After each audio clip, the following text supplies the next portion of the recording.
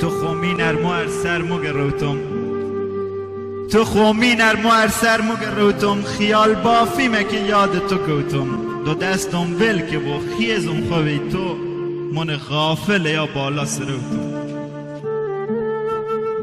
ابودم در بدر بر خاطر تو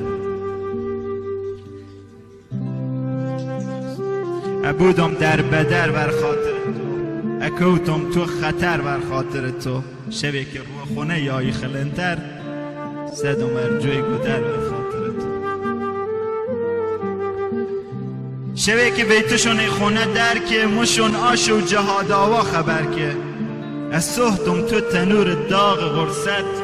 مشون آش و گوی که دم تبر که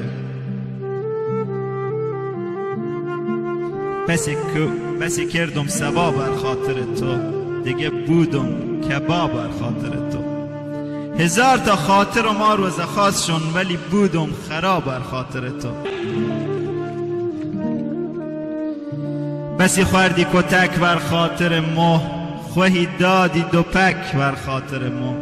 فقط صحتم همه روزی که دیستم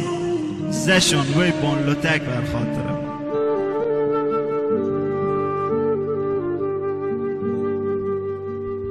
بسی کوتن به جانم کو مخیشون دیگه داشون شگونم کو مخیشون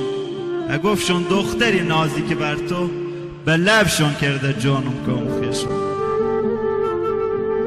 دلم دوتی که ای بس که غمی خواه و چوه ای غرسون عالمی خواه مر رنجیدم که خوردی گل مردم به مسک اهراهوگی ای مر رمی خواه جگر ای غرسون بارم توید که میون کومونم خارم توید که خودت روتی سراغ سرنوشتت به مس محکوم سر دارم توید که گلم شهر خواه باری که بر رو به مستیر بر دلم کاری که بر رو دلم شا در ما دور بردیستم که بی رحم تر که رو باری که بر رو شوی که تو دلم پای تو وابو هما شو شادی همه مجدا بود حوالت ناکنم ور پیر چوگون بنم بلکه خدای پشت ما بود